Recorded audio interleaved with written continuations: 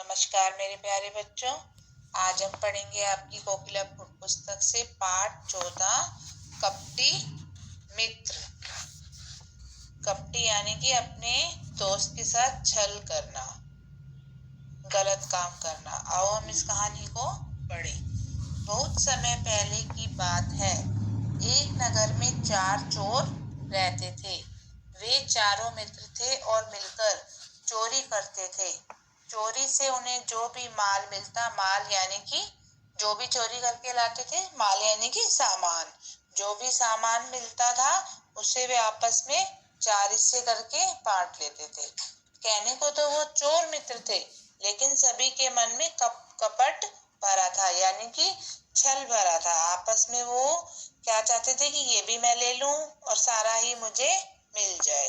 चोरी करते करते वे इतने स्वार्थी यानी कि मतलबी, अपना काम स्वयं निकालने वाला या अपने ही बारे में सोचने वाला स्वार्थी कहते हैं। उनमें से प्रत्येक यही बात सोचता रहता कि किसी दिन मोटा माल हाथ लगे तो अपने बाकी साथियों को खत्म करके, यानी कि मैं उनको मार के सारा माल स्वयं ही हथिया लूं। आपस में वो चारों यही सोचते थे कि मैं इनको मारकर सारा सामान मैं स्वयं ले लूं और मैं अमीर आदमी बन जाऊंगा। परंतु अभी तक ऐसा मौका उनमें से किसी के हाथ नहीं आया था।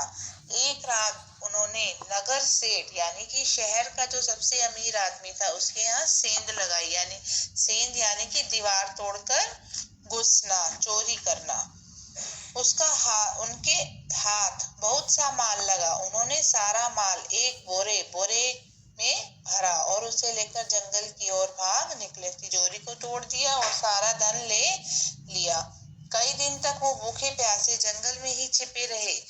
वे जानते थे कि नगर सेठ के यहाँ सेंध लगाने की घटना से शहर के चप्पे चप्पे पर पुलिस होगी।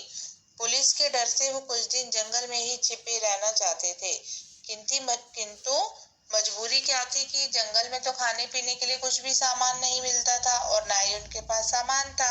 उनके पास खाने पीने को कुछ भी नहीं था। जब तक हो सका उन्होंने भूख सहन की। जब भूख सहन करना कठिन हो गया तो उन्होंने विचार किया कि उनमें से 2 साथी शहर में जाकर वहां का माहौल देखें कि पुलिस है या नहीं और भोजन भी ले आए। ऐसा निश्चय करने पर 2 चोर शहर की ओर चल दिए।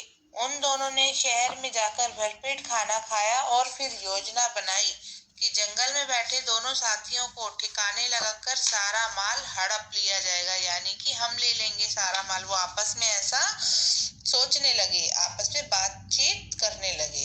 उनकी योजना के अनुसार उन्होंने साथियों के भोजन में विष मिला दिया, यानी कि जहर मिला दिया और भोजन लेकर जंगल की ओर चल पड़े।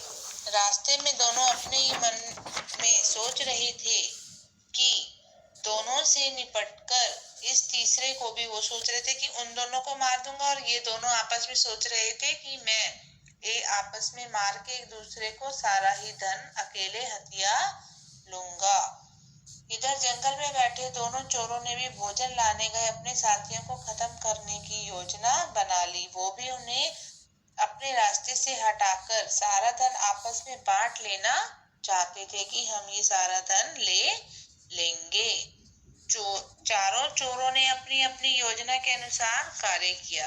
शहर से लौटे चोर जो ही भोजन लेकर जंगल में पहुंचे तो पीछे छुपे दूसरे 2 चोरों ने उन पर हमला किया और लाठियां बरसाकर उनकी जान ले ली।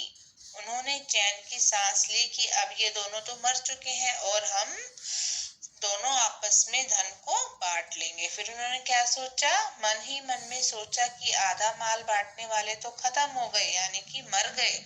आगे की फिर देखी जाएगी, पहले भोजन कर लिया जाए।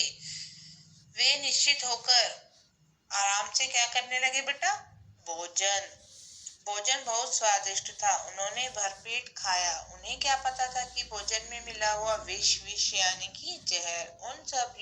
उनकी सबकी योजनाओं यानी कि तरीके पर पानी फेर देगा। भोजन करने के कुछ ही देर बाद उन पर विष का असर होने लगा।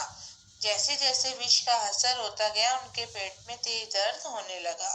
उनके शरीर नीले पड़ने लगे, क्योंकि भोजन में जहर था तो उनका शरीर क्या हो गया, नीला पड़ गया। वो दोनों वहीं तड़प तड़प कर मर गए। इस प्रकार उन चारों का अंत बुरा हुआ। चारों ने ही आपस में एक दूसरे को मार डाला। तो इस कहानी से हमें क्या शिक्षा मिलती है कि जो दूसरों के लिए गड्ढा खोदता है, एक दिन वह स्वयं यानी कि खुद ही उसमें गिरता है। इसलिए इसका मतलब क्या हुआ कि बेटा यदि हम दूसरों के लिए बुराई करते हैं, किसी के लिए हम बुरा काम करते हैं, तो हमें भी उसका ही फल भोगना पड़ता है। इसलिए चोरी करना यानी कि किसी से बिना पूछे किसी को चीज को लेना बहुत बुरी आदत है और हमें किसी के लिए भी बुरा काम नहीं करना चाहिए। धन्यवाद।